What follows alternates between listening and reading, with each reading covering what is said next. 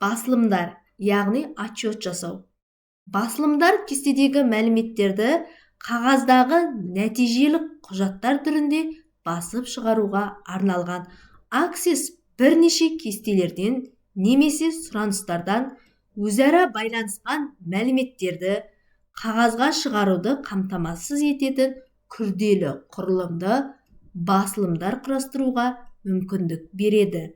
Құрастыру кезінде басылым бөлімдерінің құрамы мен мазмұны, сонымен қатар мәліметтер базасы кестелері өрістерінен шығарылатын мәндердің осында қалай орналасу керектігі қалыптасады.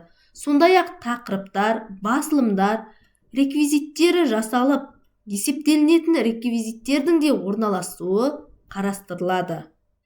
Мәліметтер деңгейлер бойынша топтастырылып, осы деңгейлердің әрқайсысы үшін қорытынды есептеулер жүргізілуі мүмкін. Әр топқа арналып, жеке тақырыптар мен ескертпелер де жасала береді. Отчет қалай құрылады? Меню қатарындағы создание батырмасын басып, отчетты бірлет басамыз. Кестеге немесе сұраныс па, әлде форма ма, өзімізге қажетті бір объектін таңдап, отчет жасасақ болады. Мысалы, авто кестесіне отчет жасау үшін авто кестесін бірлет ерекшелеп, отчет батырмасын басамыз. Сол кезде бізде авто кестесіне отчет құрылады. Осы құрылған отчетты біз шығарып алуымызға болады. Немесе осы құрылған отчетқа әртүрлі элементтерді пайдалану арқылы өзгерістер де енгізе аламыз. Бұл отчет құрудың бірінші жолы. Яғни отчетты құрып болғаны X батырмасын басып, есебімізге өзіміздің атауымызды беріп, ОК батырмасын басамыз.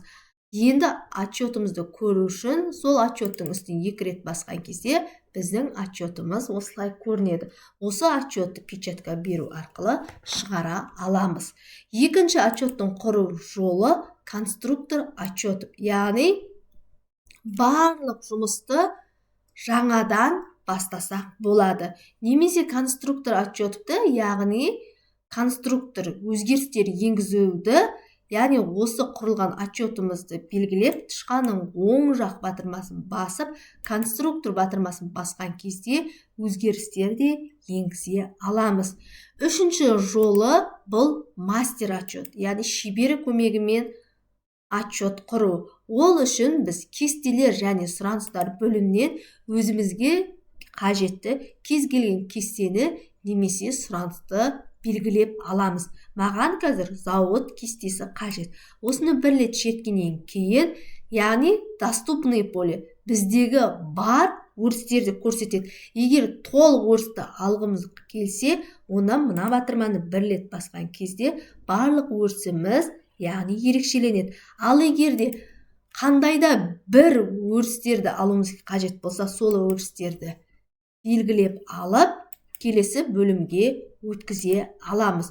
Осылай өткізіп болғаннан кейін далее батырмасын басса, бізде яғни группировка жүреді, яғни қандай өрістермен жұмыс жасайтындығымызды көрсетеді. Ары қарай далее батырмасын басқан кезде біздің өрістеріміздің реттілігін орналастыра аламыз. Далее батырмасын басу арқылы біз отчетымыздың макетін көреміз, яғни баған түрінде, кесте түрінде және өзіміздің кез келген бағытта орналастыру түрінде қойымызға болады. Баған түрінде орналастыруды таңдап және ориентацияны қоя аламыз. Альбомный немесе книжный, яғни книжный түрде қойып, далее батырмасын басамыз және отчетымызға өзіңіздің атауыңызды берсеңіз болады деп, осы жерде өзіміздің атауымызды беруімізге болады. Сонымен қатар отчетты көруімізге немесе жасаған отчетымызға макетіне өзгерістер енгізуімізге болады. Осы екі таңдаудың біреуіне галочка қою арқылы келесі әрекетті орындай аламыз. Мен отчетымды көргім келеді. Яғни сол батырманы басып, дайын готов батырмасын басқан кезде менің отчетым дайын болады. осы дайын болған отчетымызды шығарып алуымызға мүмкіндік бар.